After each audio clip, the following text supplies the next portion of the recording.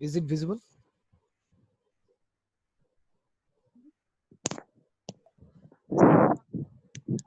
Yes, Yes, sir. sir. Yes, sir. Visible. Okay, so welcome all of you. So this lecture we shall be studying a discussion on the ARM microprocessor, or rather it's called the microcontroller. It's better to known as microcontroller. So ARM processor. So what are their architecture like? What are their specific features, and how are they different from the earlier generation of the microcontroller? So these will be discussed today. Okay. So now, actually, in this lecture, I would like to cover some general ideas about the ARM series of microcontrollers, how they have evolved, and some of important architectural features. Okay, so let's start.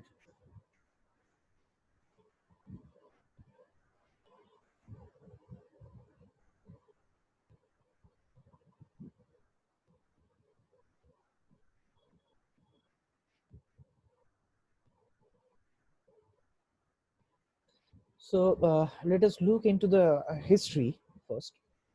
Uh, the architecture ideas that have evolved into this ARM class of microcontrollers were developed long back in 1983.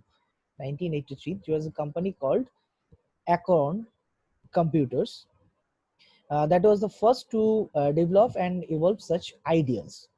Now, these ideas were little different because they started to develop architectural ideas based on the RISC architecture concept. Okay, and at that time, there was a very popular microprocessor called 6502 from a company called Mostek, that was used in one of the very popular microcomputers called BBC microcomputers. Okay. So the first attempt of these people was to replace that processor by a more powerful processor, which will make the BBC micro computers more faster and more powerful. Now this resulted in the first commercial RISC implementation. Okay. It was not called ARM during that time, but it evolved into the ARM architecture. And there was a company that finally got founded in 1990. 1990. The name ARM is the acronym for Advanced RISC Machine. Okay, in short, it's called ARM, Advanced RISC Machine. So you see in the name itself, the word RISC is embedded. Okay, RISC is embedded. Now, ARM architecture essentially borrows concept from the RISC architectural concept. Initially, this company ARM was jointly formed and owned by Acorn, which was the initiator. Apple was also there, and there was another company called VLSI. Now, these three companies came together and formed this new company called ARM. Okay.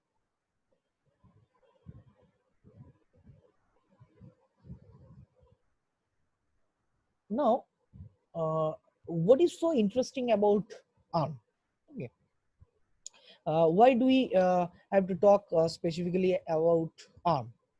So you may ask in this discussion, why are we specifically trying to use ARM as the vehicle for teaching embedded system, or to apply our uh, concept of advanced processors into our real-time projects? Now, the reason is the ARM has been increasingly used in many applications. Okay, they are most popular category of microcontrollers that are seriously used in embedded system applications. Okay, in real-time project also. So let us take some examples that you all know about. The iPods, all of you have heard about this term, iPods from Apple, through which you can listen to music. There is an ARM processor inside. Okay, another like BenQ, Sony Ericsson, these are very well-known companies who manufacture mobile phones, TV, and many audio-visual equipments. There are ARM processor inside each of these equipments. Now, typically, they started to use ARM9 processors. Okay, but subsequently they upgraded them to the later version of ARM processors. Like different versions are available, ARM9, ARM10, ARM11. So these kind of versions. And the Apple iPhone, some Nokia mobile phones are used with this ARM11 processor. Okay. Now this is a pretty old piece of statistics. Till 2010, 90% of all serious embedded applications at this kind of ARM processor inside them. Now, when you talk about the embedded system, uh, different applications, depending on the application, you decide how much power you need from the processor. If it is a very simple application, you do not need a processor as powerful as ARM. You can use 8-bit normal microcontrollers also. Now, ARM processors are typically 32 bit and above. So you use ARM processor when you need reasonably powerful computations capability that will make the heart of your actual system. Okay. Now another thing is that ARM processors have very low power consumption and of course reasonably good performance. Because of this low power consumption, they are very widely used in battery operated devices. There are many battery operated devices like we have known, we have already used the mobile phones. So if you look into this diagram, it shows an evolution of ARM based processors and so ARM based processors over the years. Okay, so different processors are there. So if it is, so I need to zoom this one. If you have any confusion with this diagram, see this diagram.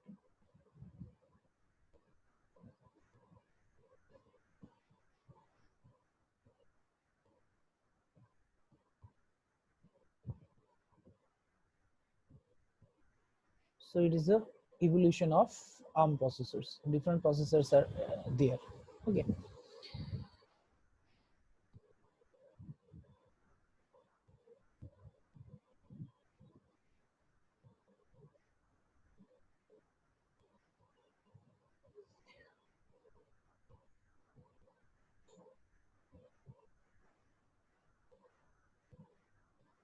Now, first thing is that ARM is essentially a RISC-based architecture.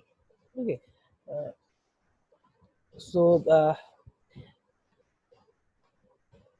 so I have discussed about the RISC architecture last day. Now, I talked about already the 8051. That was a very popular microcontroller, but architecture wise, it was pretty primitive.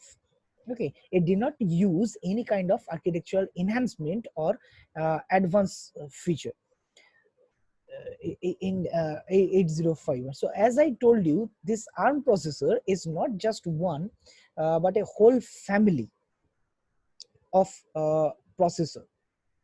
Okay, it's a whole family of processor. And this the most important thing is that in order to maintain the backward compatibility, all these share essentially a common instruction set. Okay, it's common instruction set.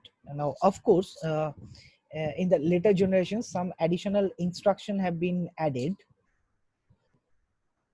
but the older instructions are also carried through such that a program that was developed for an older generation would run pretty well for the next generation also. Okay. Now, the design philosophy here, of course, we need a small processor so that we can have lower power consumption and can be used for different embedded system applications. Different embedded system applications. So the size of the processor should be small. It should consume low power and high code density. You see microcontrollers, I have told you that program memory and data memory are all inside the chip. So there's a scarcity of real estate. You cannot put very large memory inside. So there is a maximum limit to the size of the program that you can run. Let us say the program memory size is 100 KB. Okay. Whatever I write must fit within this 100 KB. So if my instruction set supports that in this 100 KB, I can pack my code very nicely so that I can implement more functionality as compared with some kind of computing architecture where much more memory would be required to implement the same thing. What I mean to say is that suppose I have an application X, okay, that I want to implement in a conventional architecture. Maybe it will be requiring 120 KB, but in RISC ARM architecture, I can fit it within 100 KB.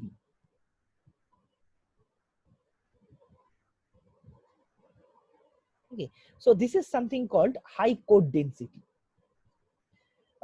There are some instruction features that allows us to reduce the number of instructions required. This can take advantage of limited memory and physical size restrictions. And of course, here there's a lot of flexibility in this interface.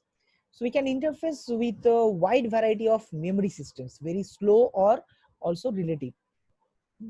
And of course, reduce die size of means reduced die size means when you are actually fabricating the chip, the size of that silicon is very small. Okay, so that you when you develop that IC, it would occupy a very small portion of it. So you can use the remaining space to put in much more with additional functionality to make it more powerful. Okay.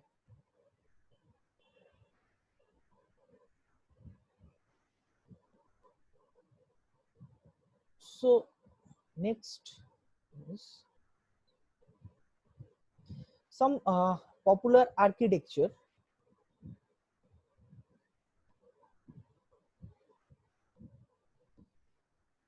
Uh, Popular architecture are shown here. There are many. I'm showing only three: ARM7, 9, 10, and there are 11 also, and many more after that. So ARM7 has three pipeline stages. Okay. We have heard about pipelining already in many processors. So there are three stages: fetch, decode, and execute. Now it supports high code density and low power consumption. You do not need very high power ARM processors everywhere. Whatever you need inside a mobile phone, you will not need possibly inside a refrigerator. Okay, you need very simple kind of calculations there. So coming to ARM9, first thing is that uh, these are all backward compatible, but the pipeline stages are instead of five. Here it was three, here it is five: fetch, decode, execute, memory, and write. And the concept of cache memory came in, and there is a separate instruction cache and data cache. Okay, is available in ARM7. instruction and data are both in the same memory, so it was like a von Neumann architecture. But from ARM 9 onwards, the architecture started a shift towards Harvard architecture. Okay, moving to ARM 10, the main difference was the pipeline was further enhanced by adding another stage called issue. Okay, fetch, issue, decode, execute, memory, and write. Okay. So in this way, the basic architecture started evolving, making the processor more powerful and faster by adding novel architecture concepts. Okay. So here in this table, this table gives a quick comparison among four family members of ARM processors: ARM 7, 9, 10, and 11. So you can also see the year when it was first introduced. First thing is pipeline date. Uh, these are the years. So first is a pipelining depth. Second, pipeline depth means how many stages of the pipeline are there. Okay, so it has 3 stages, it has 5 stage, 6 stage, and 8 stage. So in this way, we are enhancing the number of stages in the pipeline to make the execution faster in some sense. Sometimes the speed of a processor is determined by how fast we can make a clock. Okay, in ARM 7 it was 80 megahertz, then 150, then 260, then 335, and so on. So the clock frequencies are increasing. Now the processors are becoming faster. Power consumption is also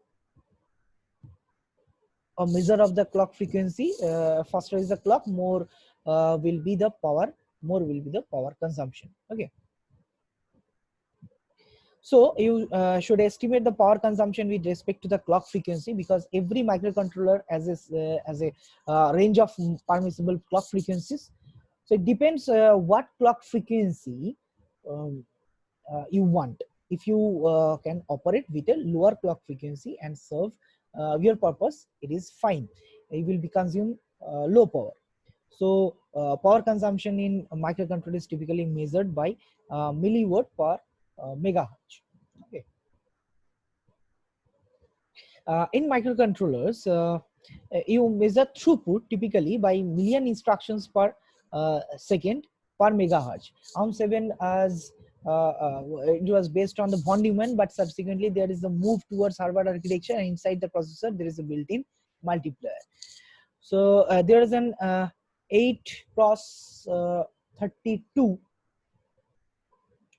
multiplier, because many applications frequently require a multiplication operation. Okay, so if there is a hardware multiplier built in, it speeds up the operation quite significantly. Okay, so that's why the multiplier is implemented here. Now the point is here uh,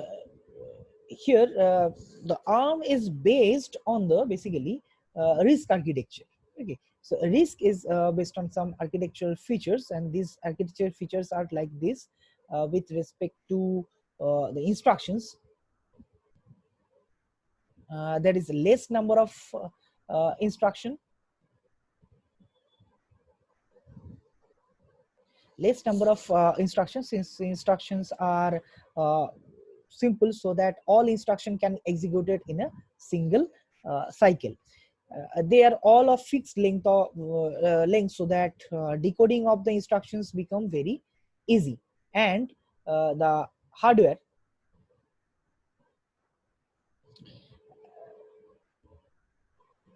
of the microcontroller becomes very simple. Okay, then with respect to the pipelining, here we shall see the instructions later if time permits. uh, Typically executed in the pipelining in all modern day processors. Okay, now if the instructions are simple, they are fixed length, then decoding of the instruction becomes very easy. You can decode in one stage itself. You do not have to again look at the instruction and try to find out what this instruction was.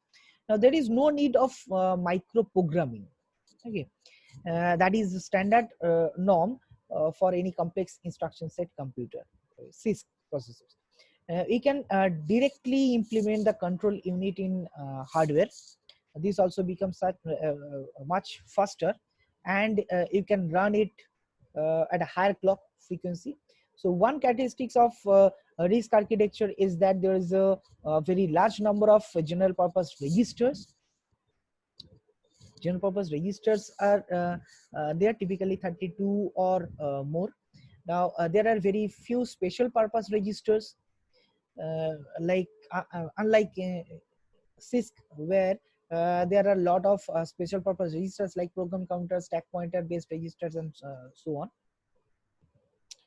And another important thing is that RISC is based on a load store architecture, which means there are some load and store instructions responsible for transferring data between register and memory. Okay. All other instructions only work on registers, they do not access memory. This kind of instruction set is sometimes called a load store architecture, where only load and store instructions access memory, and all other instructions work only on the registers. Now I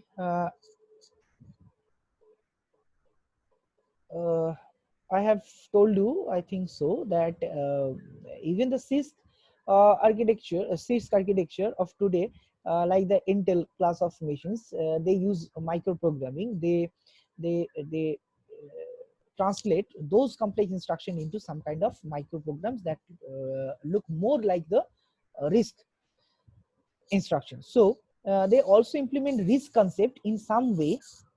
They make an initial translation, after which they execute using standard RISC technique. Okay, now talking about ARM, although the name ARM contains the RISC, this middle R is the acronym of RISC. Okay.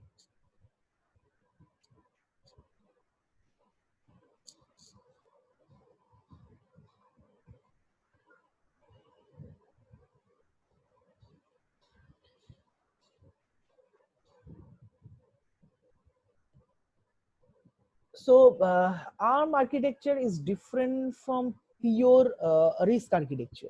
There are some features that have been introduced in the architecture because they are very useful in embedded system type applications, which are not RISC characteristics. Okay, some of the differences are as follows. Certain instructions require variable number of clock cycles for execution. Okay. While talking of RISC, I said all instructions should be executed in a single clock cycle. But in ARM, some of the instructions can be more complex. It can require multiple clock cycles. Okay. One classical example is multiple register load store. Normally, we load a value from memory into a register, but ARM allows you to specify that the value loaded will be loaded into, let's say, 4 registers. Okay, 4 registers. So to write into those 4 registers, you need 4 clock pulses. You cannot do this in one machine cycle, one cycle. Such multiple data transfer instructions are supported in ARM processor. And there is something called a barrel shifter. That is a very common architectural concept.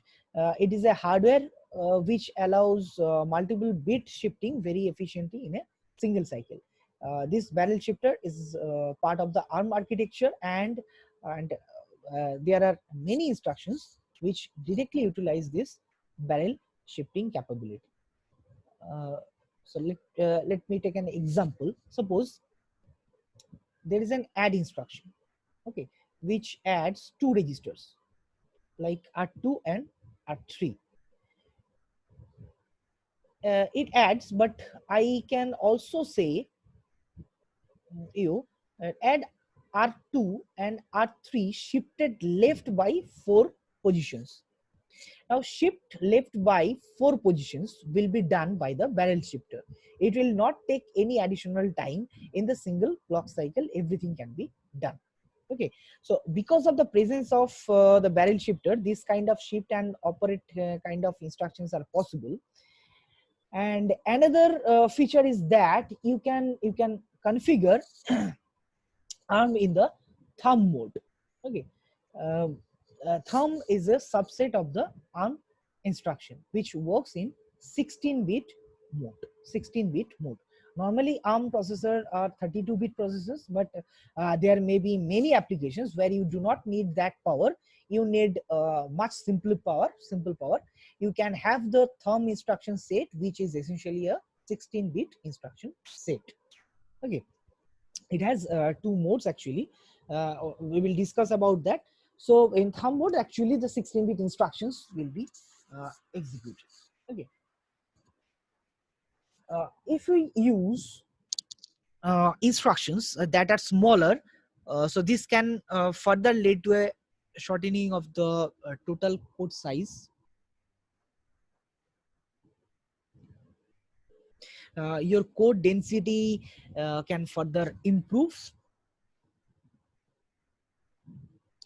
And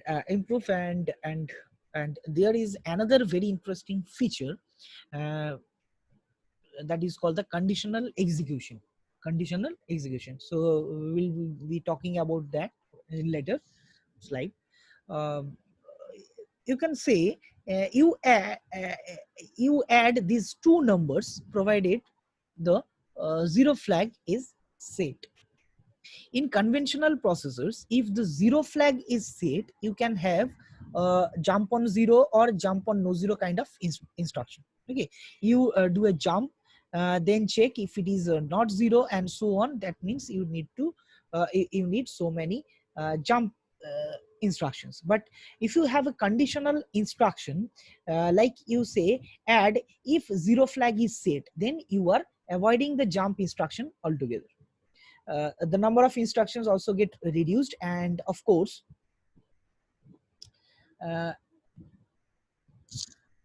there are some enhancement like multiply and add. These kind of instructions have been added to the instruction set because because of this. ARM has it is deviated slightly from the pure RISC architecture, but still it is a fairly powerful processor, mostly based on RISC. Only for a few cases it deviates because of very good reason, of course.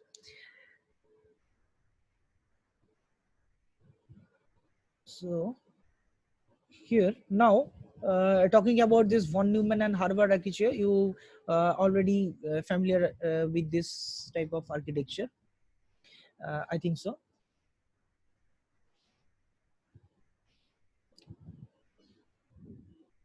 So if this meeting is ended after 9 minutes, you need to click on the same link to continue the second session. Okay, same link you need to use and join to the second session. Okay, now this ARM7 and even older processors were based on von Neumann. There is a single memory. Okay, and the later processors have 2 separate memories, instruction memory and data memory. And inside also there is an instruction cache and dcache, data cache. Okay, now another feature is that ARM processors does not have separate instructions for input and output. They use something called memory mapped IO.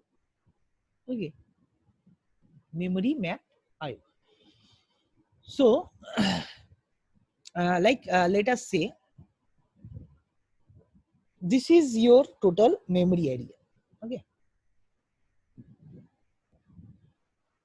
suppose total memory, there is one part of memory that you reserve for the IO devices. Normally when you access memory, you store the data here, but when you are trying to access some address in this region, the decoding circuit will automatically be accessing the IO ports instead of the memory. That is the that you have learned in 8085 microprocessor, the memory mapped IO and IO mapped IO technique. Okay. So but there will be the same decoder for memory and IO operations. Say load store instruction are typically used to transfer data between memory and register. The same load store instruction will be used for reading from IO port or writing into the IO port. Now there are no separate instructions for input and output. So the address to be used will be the address corresponding to the IO devices. Okay. All of you know about the memory mapped IO technique. Okay. So I'll not discuss that technique again.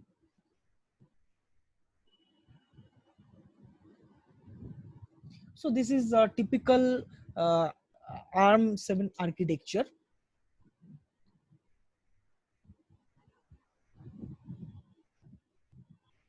Okay, so I just wanted to show you a snapshot of it. You see, you have the register bank. Here we have the arithmetic and logic unit, ALU. One of the data is coming directly from the register bank here, and for the other one you see there is a barrel shifting. Okay, this one here. So the other data can be shifted and then applied to the ALU, or it can even come without that. Okay, even come without that in this way. Okay.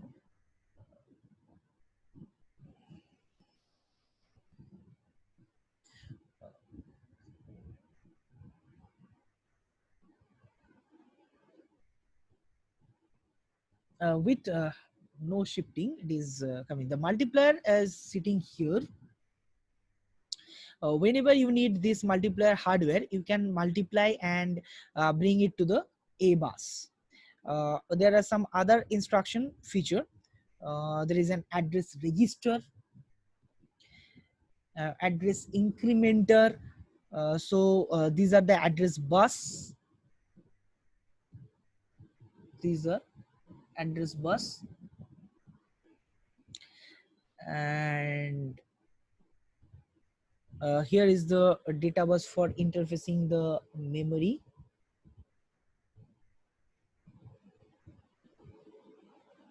This one.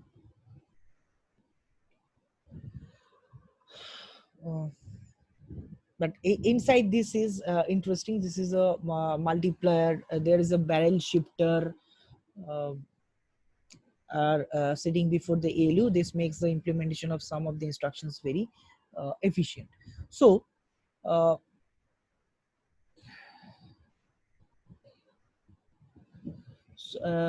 there is a instruction decoder, instruction register, thumb to ARM translator. The thumb mode selection is there. Right, data register is there uh, for writing and for reading. So we will talk about that later. So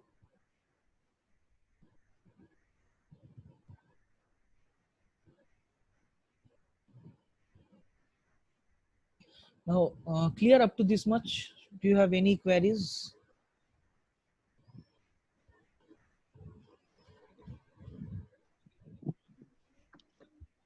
Anyone, do you have any queries relating to this ARM processor right now until this much?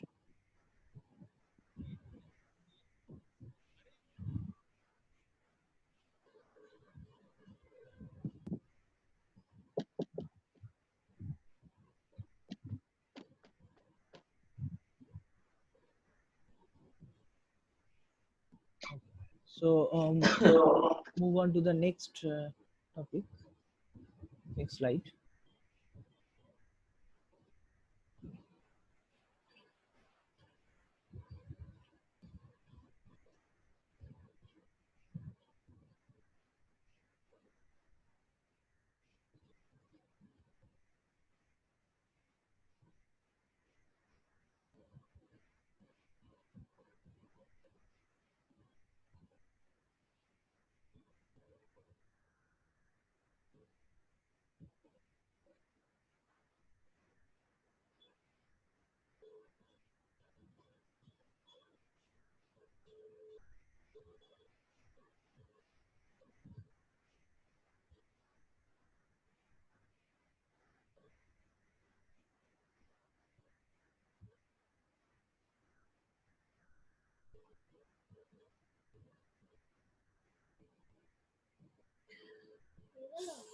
So in these are ARM pipelining examples, ARM 7, ARM 9.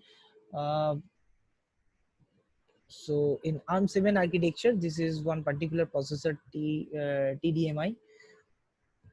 There are three stages: fetch, decode, and execute.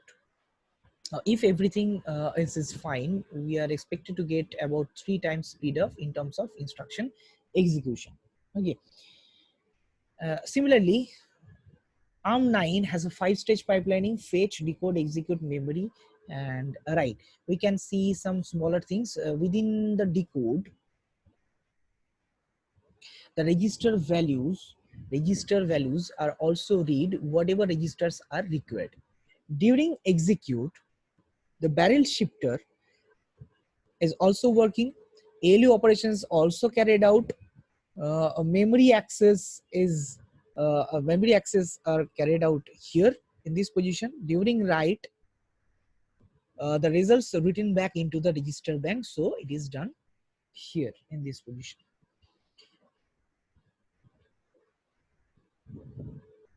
And for ARM 7, all of these were done during execute. Okay, so within execution, this register read, barrel shifting operation, ALU, and write the result inside registers. All everything has to be done inside this execute operation. This cycle. Okay, this stage. So, but in ARM 9, you are making the pipelining more elaborate and more flexible. So here the speed up can be maximum 5. Okay.